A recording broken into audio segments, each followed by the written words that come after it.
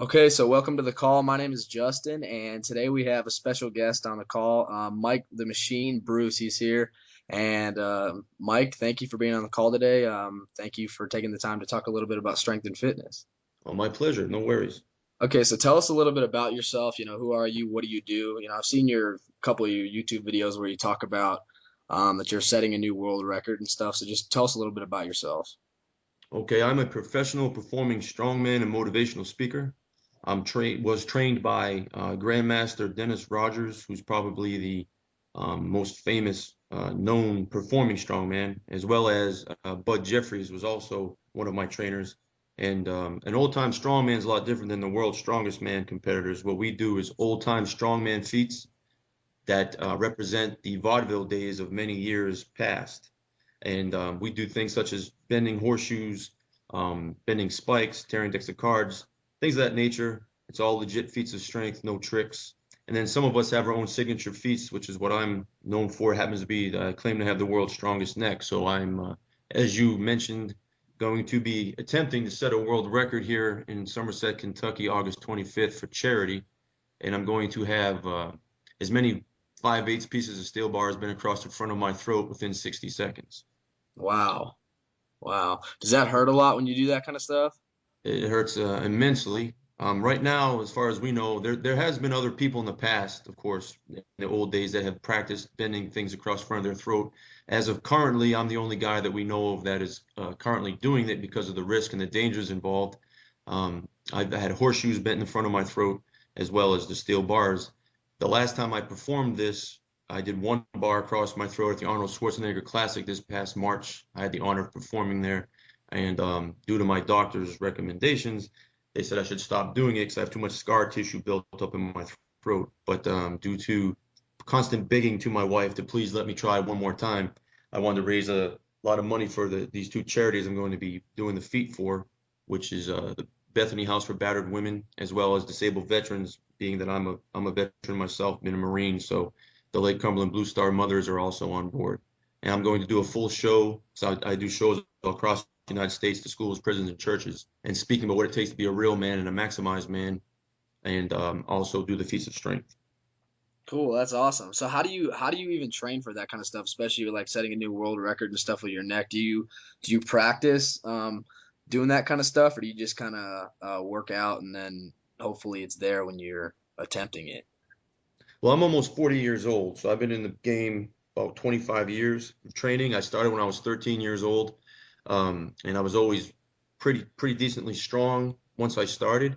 But bending and working your neck are totally two different things. Like when I first started, I couldn't bend a spike for the life of me. I probably spent about 40 minutes downstairs in the basement sweating profusely trying to bend a spike, thinking because I had a big deadlift that I could bend a spike, and I was in for a big surprise. So as far as with the neck goes, there is technique involved with bending and tearing and all that kind of stuff. It's a different strength than training in the dojo or in the weight room. When regarding my neck, I started training my neck at 13, being a wrestler, and I have done it ever since. And I have my own neck programs and things like that that I teach people that have contributed to me being able to do the things that I've done. I did set a record back in '07. I picked up 300 pounds while sitting in a chair with just the strength of my neck and my head. Wow, wow. That's amazing. There's a lot of guys. I've seen a lot of people on YouTube and stuff like that. Some people can lift a lot of weight and stuff, but it's a totally different kind of game when you're doing stuff that actually applies to life, like bending stuff and lifting up tires and all that kind of stuff. It's just kind of a totally different strength, which is really cool that you kind of do that kind of stuff. And when I'm not on the road performing, I run a private gym here where I live, where I train all my clients. And I work with a lot of little kids and as well as troubled kids and adults. And what I do is teach them my way of training, which is not a bodybuilding background. It's more, even though I'm no longer compete, it is still based on a wrestling base. So basically, I've got baseball players and football players and just people that want to lose weight training as if they're going to get in a ring and do some submission grappling or things just to play a pace ball. So they go through some pain, torture, and agony, but they're in great shape by the time they're done. Hmm. Cool. Well, that kind of leads me into my next question. I was just going to ask you, I'm glad you said that you're not really type of bodybuilding kind of style, but what is exactly your fitness philosophy, especially for baseball and football players, that type of thing? What do you try and get them to do? What are your goals for them? That type of stuff. Okay, well, what I do is I've never played. As I share in my shows, I come from a real troubled background as a child. So I never had a dad around to show me how to play sports or get me involved. And I was in and out of trouble, and I was expelled from fourth grade after being suspended 3 times. Had a real bad issue with anger. So once my mother married the man that ended up adopting me, and I got into wrestling, um, I contribute my training as a way of being functional throughout our whole walk of life. So even though I'm 220 right now, I can still go out and run 3 miles. I believe in being able to work your body from all different angles. I respect bodybuilding, not the drug-induced bodybuilding we see today, but I respect the idea behind bodybuilding as far as building our bodies. Is it functional? No. So what I do with all my clients, as well as students and adults, is I teach them how to work their body from all different angles using all different kind of modules, meaning we will use fire hoses, we will use ropes, we will use barbells, dumbbells. We played with kettlebells a little bit, not too much, only because I am not certified with kettlebells. So I never like to teach people things that I'm not 100% proficient in. We do a lot of body weight work in the ring. Yeah, I have a wrestling ring in my gym, so we do a lot of body weight work, use pushing against one another. Even my ladies, I have my ladies do that too, because it's great conditioning. So I believe my philosophy is be as strong as you can pound for yourself, but be strong across the whole board, not just in one particular thing. Mm-hmm. So that's what I try to implement into my students and clients. And also, of course, they might have their own personal goals. So if I have a baseball player that needs to pick up his speed, I'll hit on that a little more, doing a lot of sled work, pulling tires, running with weighted vests, running with dumbbells, things of that nature.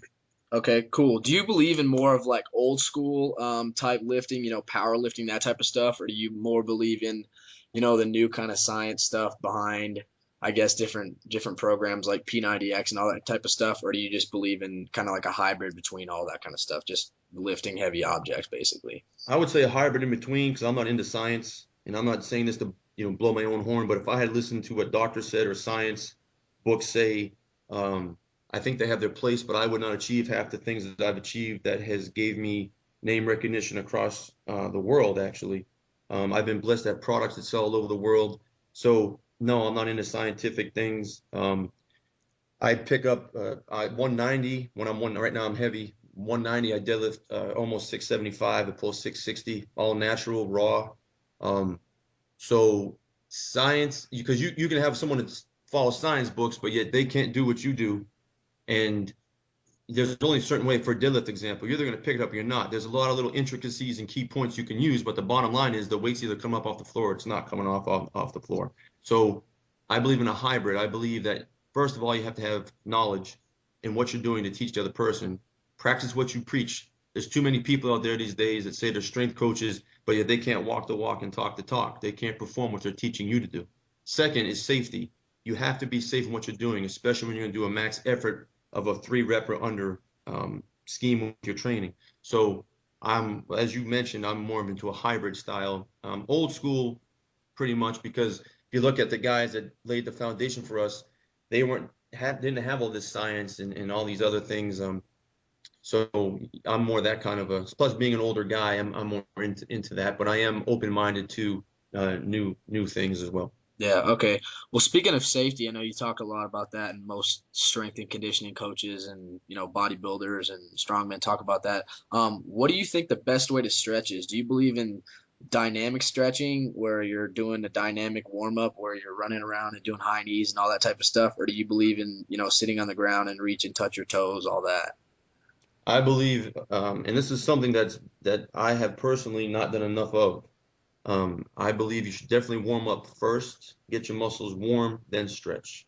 So what I do is and I was notorious for never doing that, but I have a wrestling warm up that I do because as I've gotten older, I've found that my body, like I said, I'm almost 40, so I'm pushing it in the tush pretty soon.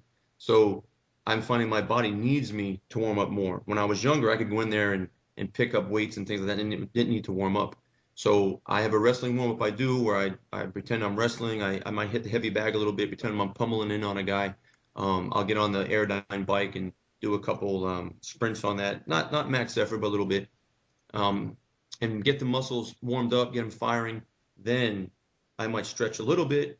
Um, but basically, once the warm up is good to go, I pretty much hit into my workout unless I have a certain muscle that I feel I need to give more attention to.